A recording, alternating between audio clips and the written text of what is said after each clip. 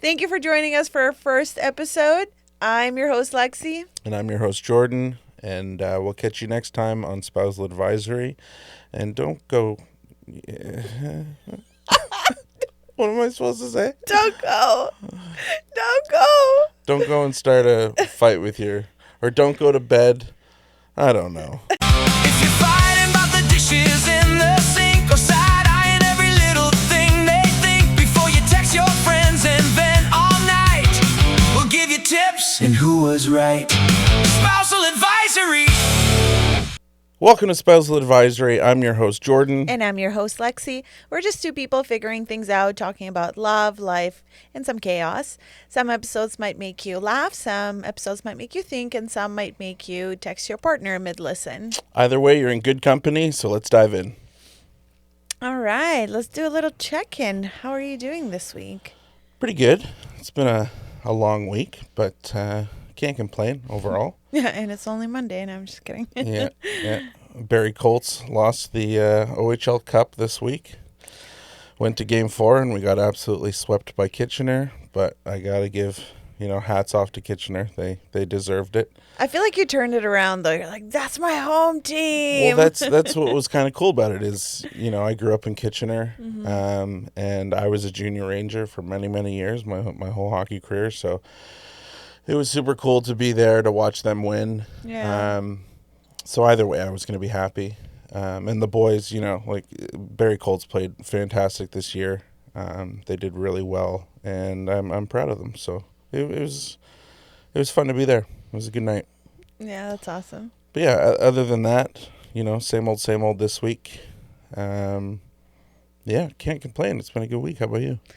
It's okay, I guess. Some health things going on, but other than that, same thing. Just enjoying my maternity leave. Of course. Yeah. Yeah, baby girl's thriving. It's going well. Yeah, absolutely. Yeah, she's doing awesome. So, yeah, no complaints there. Yeah, totally. All right, what do we want to chat about today? I think we should talk about some common marriage myths. And we can talk about some of our favorites, if you will. Of course. That's perfect because we do have our 3rd year anniversary coming up. Yes, we do. For our wedding date. We're almost experts. We've been at it for 3 years. Yeah, really. Yeah. In no means do we claim that we are. No, totally not. This is just our perspective and yes, of course. our journey. And you're welcome to join if you want to. And if not, then click close. All right, let's dive in. Okay, I'll start us off with the first one. Okay. Okay. So, if you're with the right person, marriage should feel easy. No. What? In no means should it feel easy. There's times when things go really well. You have a great week, great month even, maybe a great year where it felt easy. Right. But in no means, in my mind, is marriage simple. Even if you have found that person that you click with the most or that you truly feel spiritually you're aligned with, I do feel that you and I have been able to find that. I think we went through tons of crossroads. I think we went through a lot of hard times to get to where we are at now. Yeah. And I'm sure there's tons, in the road ahead. But in no means do I think marriage is simple. Or easy at the end of the day. There's a lot of effort and energy that you have to put in to make sure that it's in both your favor for it to feel easy, if that makes sense. It's so that energy, that understanding of your loved one. All those things that go into play with that's not simple. You know what I mean? There's a lot of upkeep, I feel, to not only make yourself comfortable and yourself feel good in a relationship, but also your partner. So it's, at the end of the day, it is a lot of work, So no, I don't think it's easy. What's your take on it? I think I agree to an extent. Okay. I think it comes down to what's incompatible in your relationship, whether or Right. not two people are actually just not meant to be together because they have different views on life and different values versus, actual effort that you put into your relationship. Like you Right. were talking about, constantly trying to figure things out and changing with the seasons, I guess. Yeah. So, yeah, I don't, like you said, you might have a great year or a great month. And circling back to the seasons of your marriage and your relationship, there's going to be the honeymoon phase Yeah, and of there's course. going to be the hard phase. And we just had a newborn. So I feel like that's a new season in our relationship that's testing certain things, and then we might get through it and then move on to the next phase. And I'm sure once kids, you know, go off to school and you're back to being empty nesters, that's a different season in your relationship. So I think, yeah, overall you'll go through ups and downs, but no, I don't think it's always easy, but I also don't think it has to be hard all the time. Yeah, I agree. And it feels like it's a spectrum, like there's certain people who just really mesh really well. And, even their, not only their personality traits, but even their hobbies align or whatever. And they just do kind of everything together. Yeah. And then there's people like you and me, for instance, where we have very different hobbies. We have very different, attributes of our lives that represent us, but we really respect each other in the sense that we allow ourselves to do those things. We don't need to be attached to the hip all the time to feel that connection. And we make it work in that sense. So I think everybody's different at the end of the day. For sure. And there is people who it might be simple for them, right? But I still think there's that upkeep and that energy level that you have to, attain to be able to keep that going. Yeah, So, yeah. absolutely. Do you think we've had our hardest season yet? Or do you think the worst is yet to come? It's tough to say because you and I have been down a long road and the start was pretty sketchy, but especially on my end of things. And I had a lot of turning around to do and life-changing things that I had to go through. My sobriety being one of the biggest ones. And of course, I'll openly talk about that, on a different episode. But it's been a huge part of our relationship and the ins and outs of it. And I truly feel that I'm at a different place in my life and have far more understanding of what it takes to really be a rock in your life. So who knows?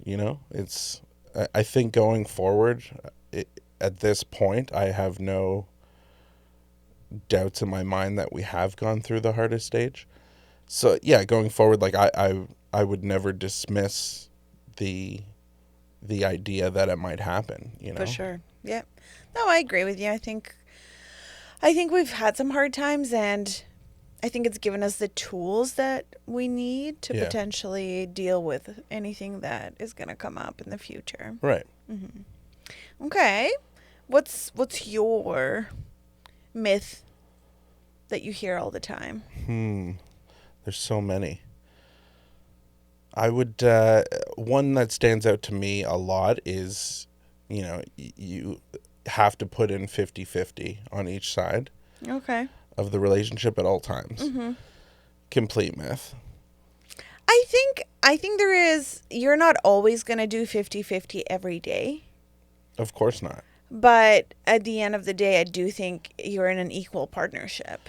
100%, but that is not necessarily the myth. The myth is having to put in 50-50 every day. 50-50 every day. Okay. And that is not a thing. I strongly believe in the fact that you have to be able to pick up for your partner in the sense of a 60-40, an 80-20. Yeah. When they are having a really tough day, when there's things going on and they just do not have the energy to put out that 50-50, you have to pick up the slack. Yeah. Now, it's tough because you can both be in a slum. You can both not put in 50-50. You can both not put in, even more. It can be 20-20. But it's understanding that that's where you're at that day, and tomorrow's a new day. But I do think that if you have the energy to put in the extra and really support them, and it could be anything little, like they just don't have the energy or the mental capacity to clean the house, or do everything that they do for their children that day or whatever, and you pick up the slack. Like, it's just that ratio will change from day to day, and I think being aware of that and understanding that is a huge trait to having a successful relationship. And I think to add to that, also not scorekeeping, who's course. doing more when. I Right. think it comes down to this is a team effort. Exactly. Right? Versus keeping score, like I'm always putting in 80 and, you did this once for me, but most of the time I'm doing things for you. I think that's also very important in a relationship, just making sure that you're not keeping score in terms of who is putting in more effort and who is doing most all the time, because I think that's where resentment can come from pretty quickly. Of course. Now, at the end of the day, I think it is important to realize those things and communicate it, because if you do have an 80-20 situation, far more than... Oh, for sure. If it's always one way. Exactly. Yeah. Then that has to be communicated and obviously addressed to a certain extent and figured out, really. So, yeah, but 50-50 every day, all the time, complete myth. There's no way. That's fair. Okay. One myth I hear all the time is, and I think this is more so women say this, and like I've had so many girlfriends say this. Okay. Why doesn't my partner know what I need? Why do I always have to remind him or tell him? Or so your partner should know what you need.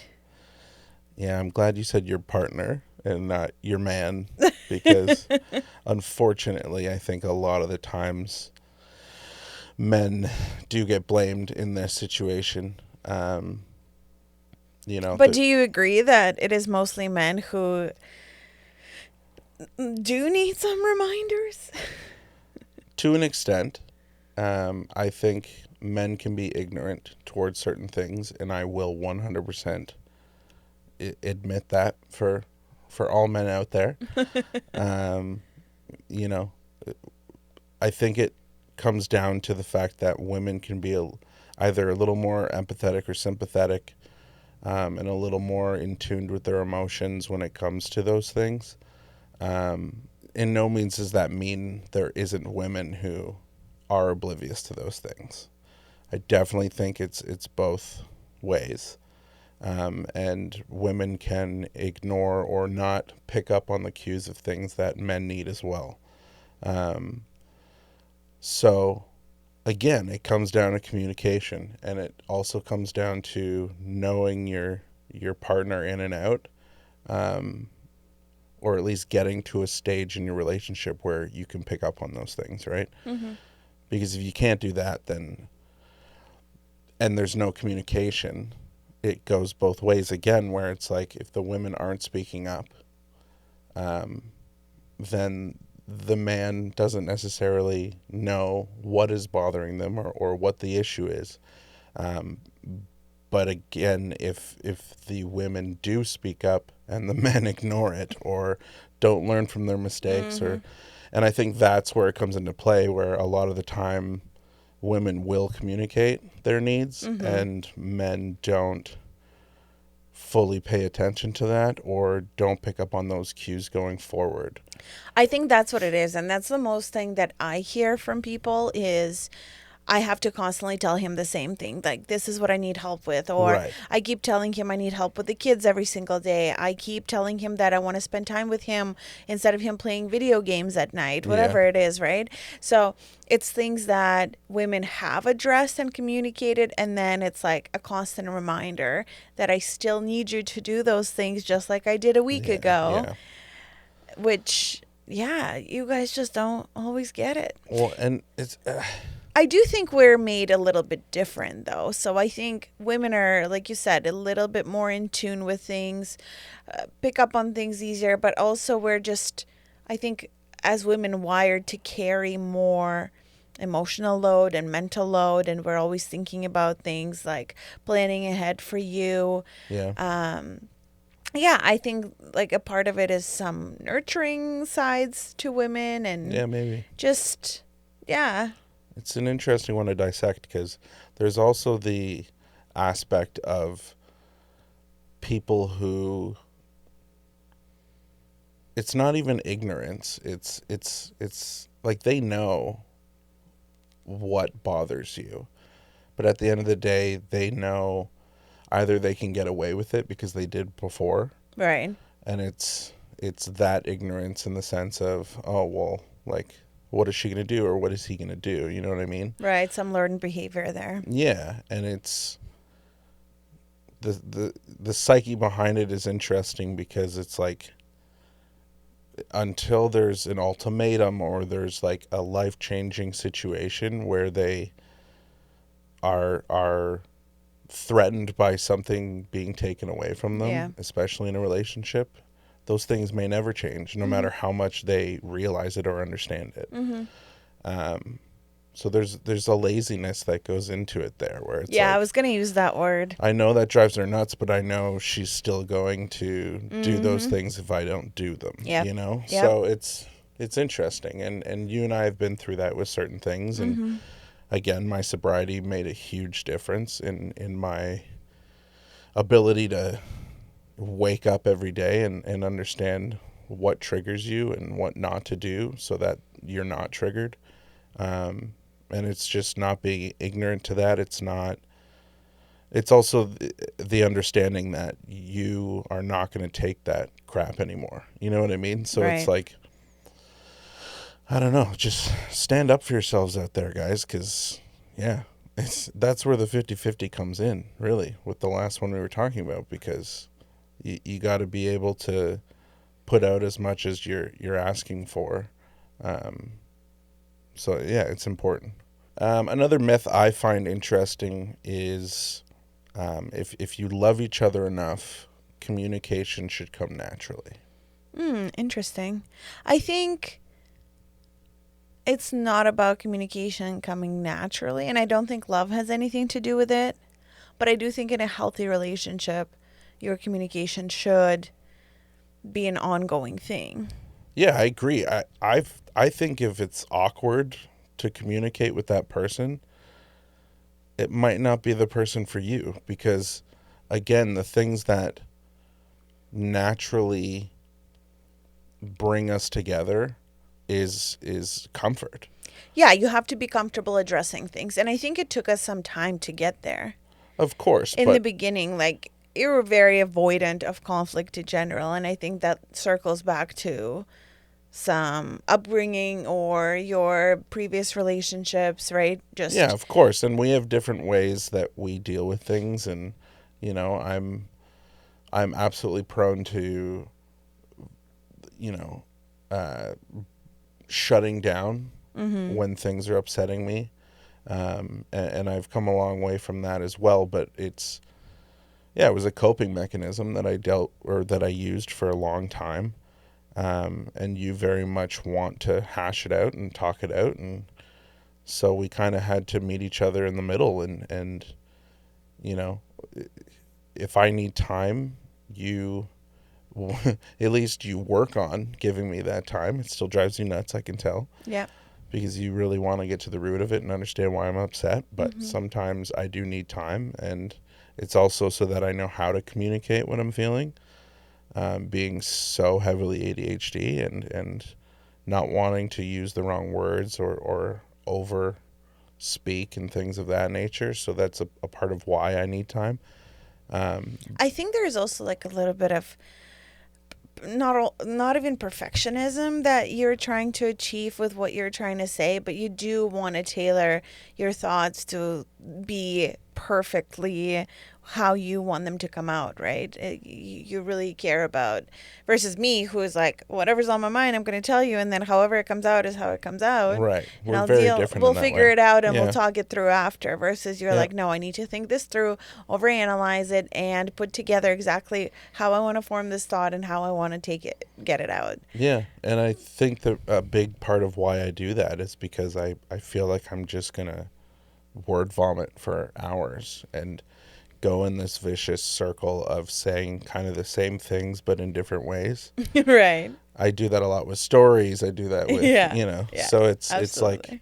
I have to kind of dissect it in my mind and figure out how I'm going to get the point across. But yeah, like going back to the myth, I do feel like, the little things when you're getting to know someone and it's like, I feel comfortable around this person, or they give me butterflies, or like it's so easy to talk to them, and all those things. Communication when you are not enjoying something or something is bothering you should feel just as comfortable. But I think your first couple conflicts, first maybe 3 to 5 fights, is what's going to define the rest of your relationship going forward. 100%. And how you react, right? Of course. If you are reactive and get upset and start to gaslight me when I bring up an issue, there's probably a possibility that next time I'm not going to bring things up, because I know that it's going to just escalate, lead to a fight. You're going to yell at me and blame me for it. Not that you do, but I'm saying, that's what would happen. Yeah, no, I agree. Like, in no means do I mean in the beginning of a relationship it should be simple or not awkward. But like you said, those first 5-6 times, hopefully that takes time to get to. If you're arguing that many times within a week or two of being together, then there's some conflicts there. Yeah, that's too much. Yeah, but if like once you get through those awkward times and you see growth and you see each other understanding what each other need in that moment, then it should get more comfortable. No matter how awkward or even crappy it just feels to have to bring up things that are bothering you, especially in the beginning, because you're in that, what we call the honeymoon stage. You're Right. head over heels for each other. You're really enjoying where it's going. You want to see where it's going to go, all those things. And then all of a sudden you have to bring up something negative when everything has been all, rainbows and butterflies. So, but when you really get down to the nitty gritty of it, when you're in a relationship, and you've built all those understandings, I do think it should be somewhat comfortable, not simple, but comfortable, Right. to be able to communicate. Okay. And then just thinking about why we have these myths and ideations about marriage and where they come from. Like, before you and I got married, Yeah. did you have any of these myths in your head? Did you ever believe these things? Or were you totally against everything and like, forget marriage, all of this is a lie? Well, no, it's interesting because you know that I was very much in denial that there was much of a difference when it came to marriage or just dating. Yeah. I'd be the first person to say that I would be happy if you and I were an old man and an old lady in our rocking chairs on our front porch of our house we own together after 50 years of being together and still being boyfriend and girlfriend. I was the first to say that it's just a piece of paper and all this, and you do it for financial reasons and all that. I was that guy who was in denial. Do you still believe that? I don't. I now that I am married, I do think there is a significant difference. I think there's a crap ton of growth that happens when you take that next leap, because it's really like, okay, we're in this together, or we're getting Good to know that you took our relationship seriously. yeah, we're getting $10,000 lawyers and going through all this stuff, and it's like, obviously millions of marriages fail, but I do feel that if you take it serious enough and you did make the right decision when you married that person, there is a significant amount of growth and difference that goes into that relationship spiritually. Like it does feel for me like another level. And then having kids from there and all that, on a spiritual level, I do think it's quite different from just being boyfriend and girlfriend. You're committing so much more to that person.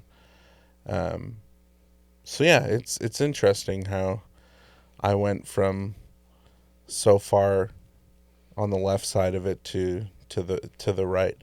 But it did truly take getting married for me to understand that. So back to my question, did you believe any of those myths before you got married? I don't know. Yeah, it's a good one. I think there is a lot of things, and now that we live in the world of social media Yeah. and TikTok, Instagram, Facebook, all social media, these perfect couples, these famous influencer YouTubers, TikTokers, right? Yeah. Couples that we see with perfect houses and perfect, quote unquote, relationships with their perfect families. Yeah. In no means are they perfect. Yeah, but it's so all easy to compare that, right? Yeah, and I mean, social media has really ruined us in that sense because it's kind of like when you see an Instagram picture or video and it's like what you see on the gram and then what's reality, and it's someone on a trip and it's these beautiful mountains and water and all this with no one in the background, and then all of a sudden there's like thousands of people there in the way when they're trying to film it. It's the same concept with relationship based content. They show you what they want to show you. Oh, I agree. But I think it's so easy to fall into those comparison traps and so easy to think, why is my relationship different? If they look so happy and, they've been married for 5 years and they had kids and they still look as happy, but I am maybe experiencing a different shift of energy in my relationship after having a kid or, after the honeymoon stage is over, whatever it might be. I think it's really easy to fall into what's wrong with me in my relationship or what's wrong with my partner versus actually things on social media are not accurate. I think I've been a realist when it comes to a lot of those things since day one.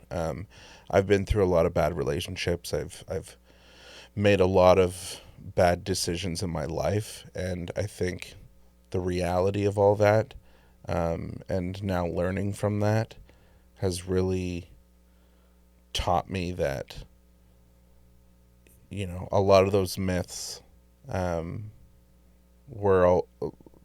always been myths in my mind. Like I don't feel that I ever thought things would be easy or,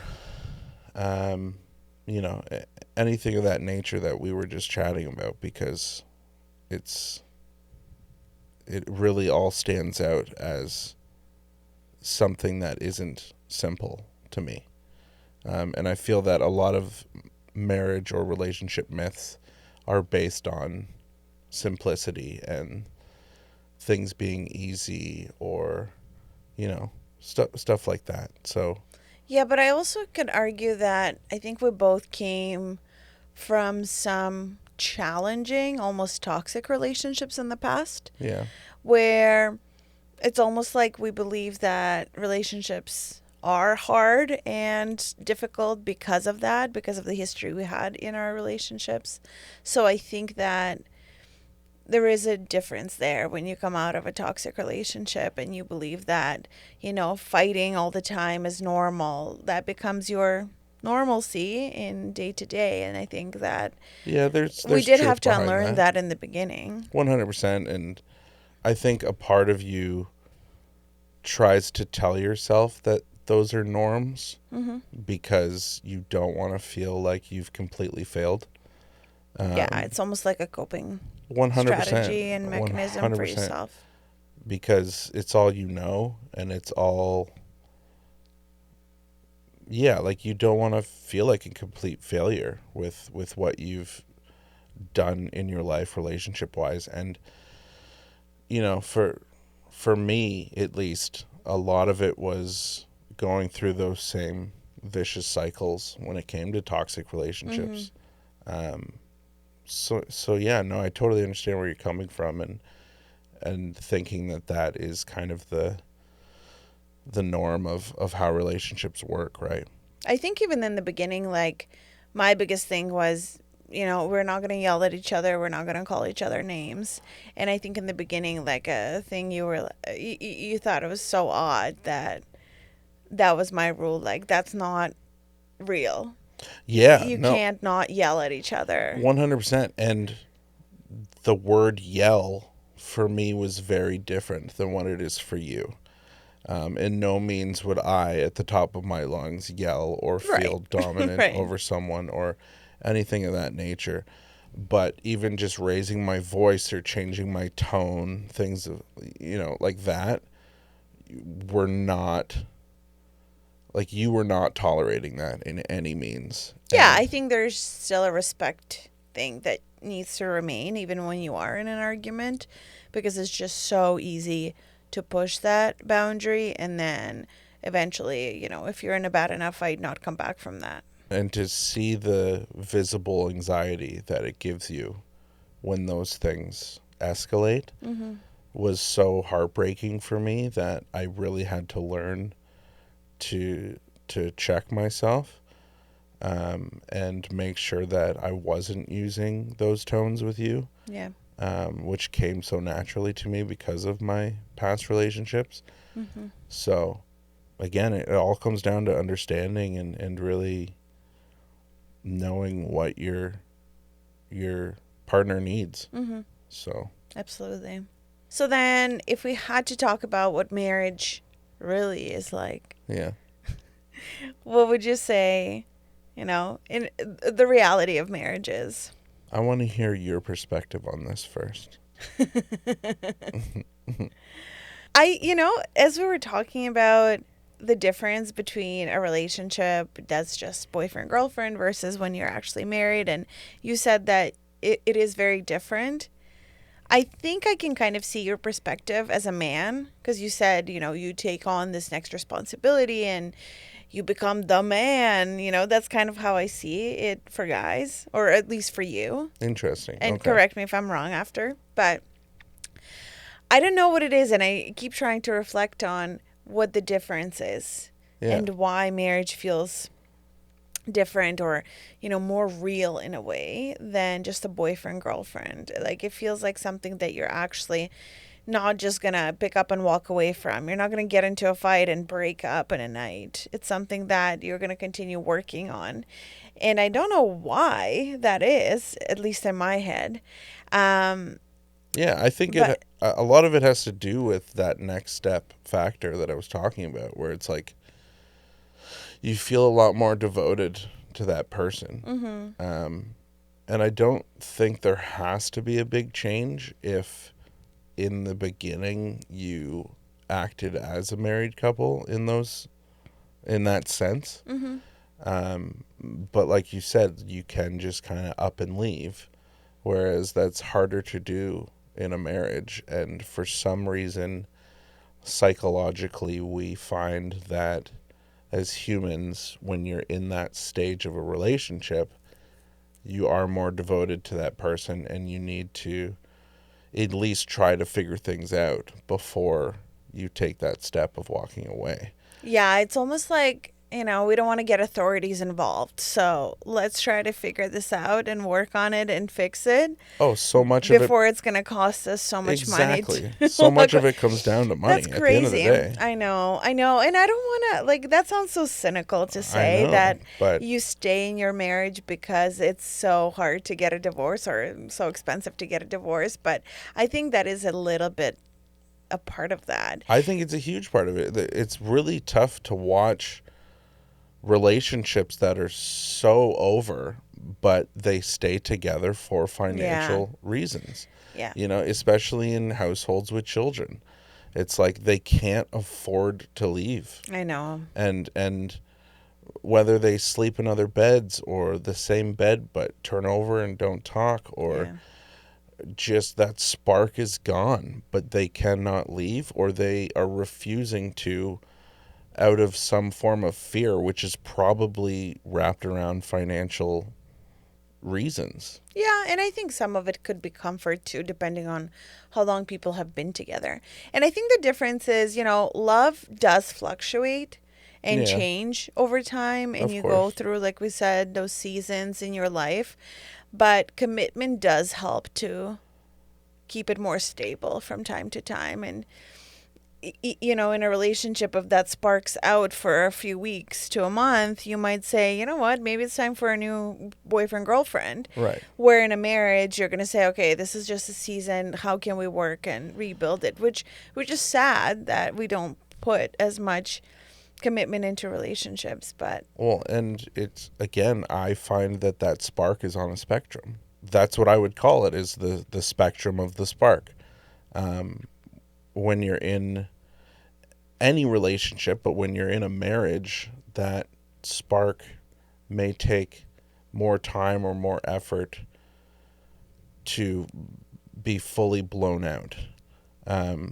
And I think you're holding on to something that you wanted that relationship to be, or you're hoping can be again. So yeah, like it's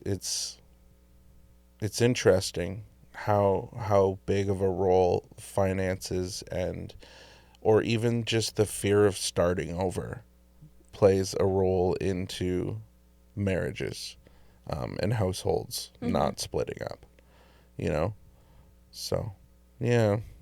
yeah, absolutely. And I think it's just, looking at those myths and breaking down, like, it's not that we don't fight.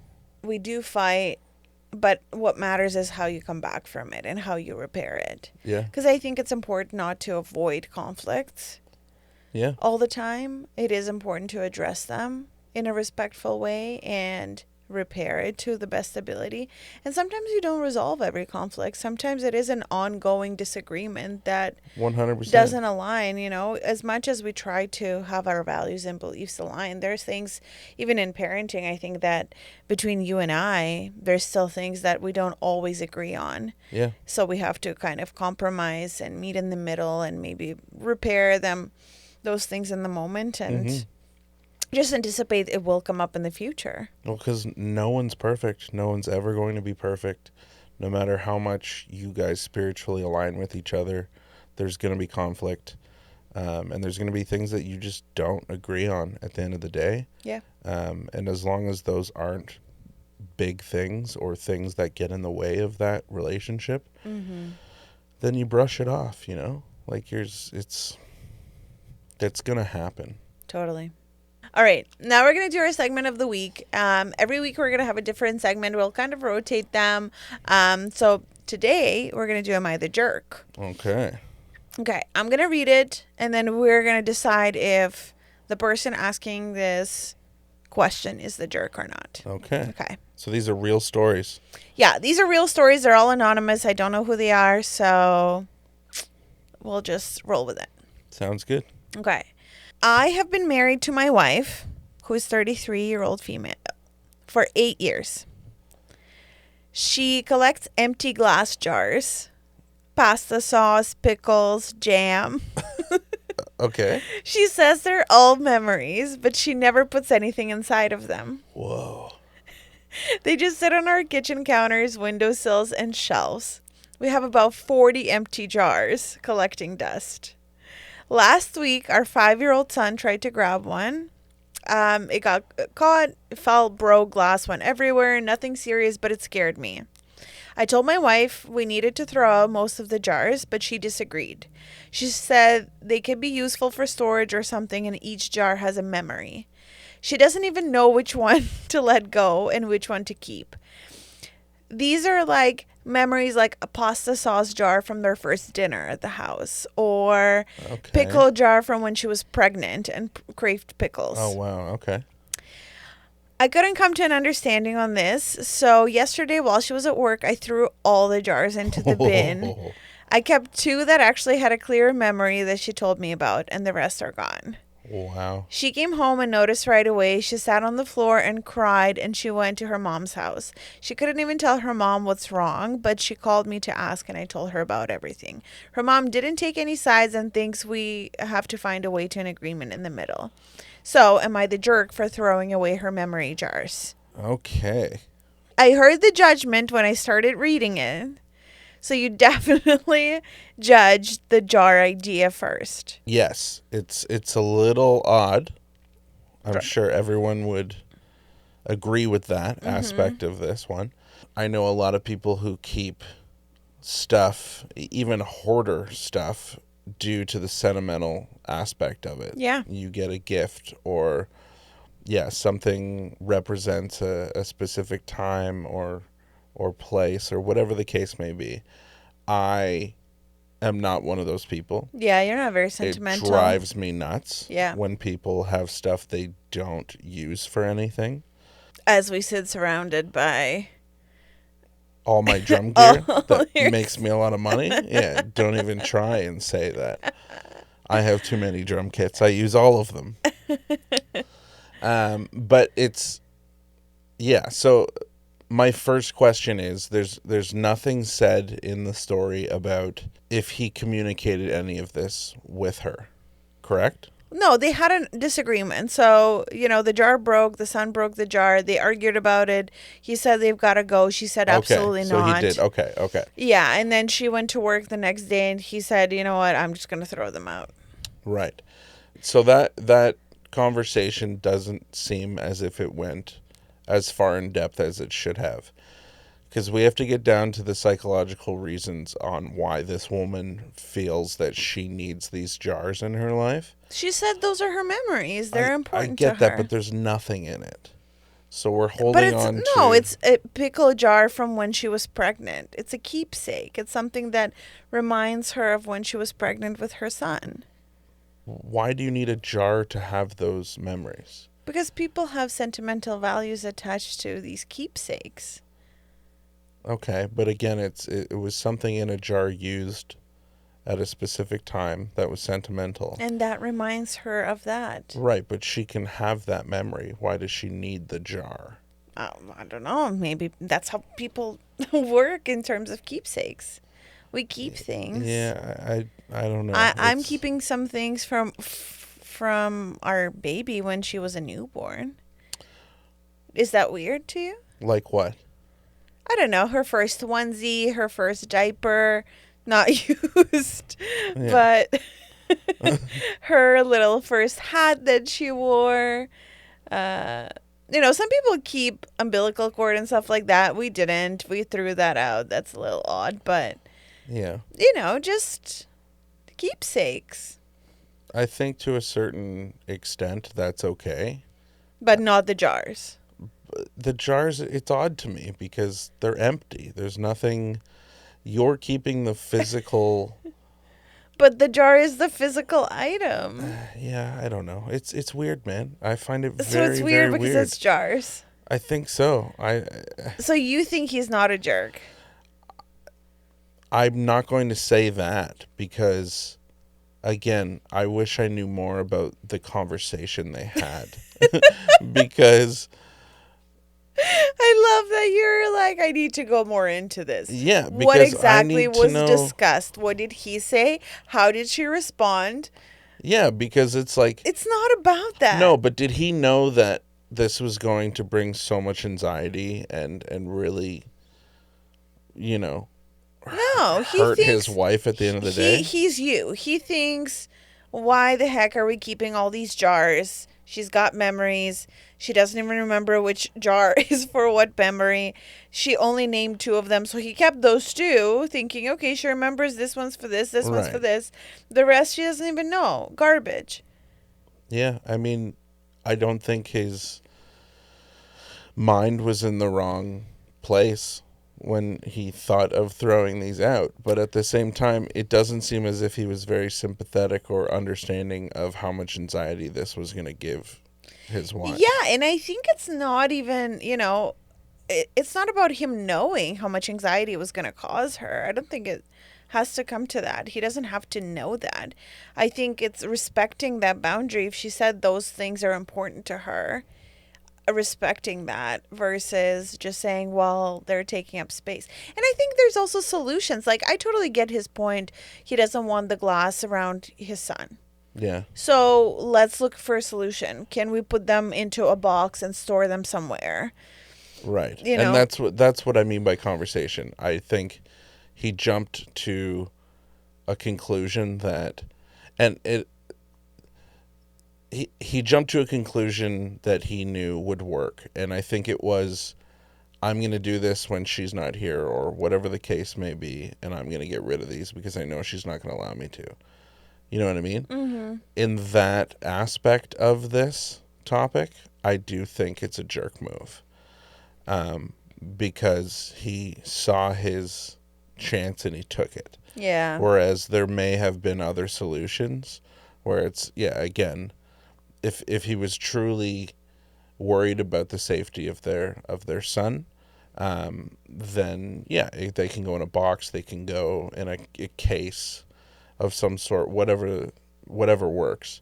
There's other get a storage unit for your jars. Yeah, really. There's other ways around it than just getting rid of those sentimental things that obviously meant so much to his wife. So in the way he did it, I would say jerk move.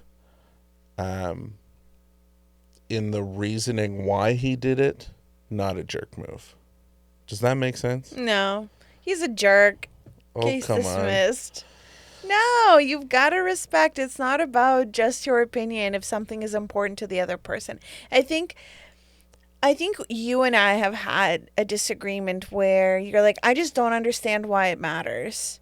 I don't understand why that's important. Or why does it have to be a big deal? And I think it just comes down to, it's not a big deal to you, but it's important to your partner, so you have to respect that. Yeah, no, for If sure. something is important to you, even if I don't understand it, I have to respect that. Mm-hmm. So I think that's what it comes down to for me in terms of him being a jerk. Yeah. That he couldn't respect that. Yeah, he went about it wrong, for sure. Throwing them out was obviously not the right solution. No. And again, it's the lack of understanding of truly what they meant to her and what the outcome of doing that was going to be. Mm-hmm. Yeah, I guess I'll stamp. He's a jerk. You're a jerk. All right. Let's close it off for today. Well, that was fun. Thank you for joining us for our first episode of Spousal Advisory. I'm your host, Lexi. And I'm your host, Jordan, and we'll catch you next time for some more relationship chaos.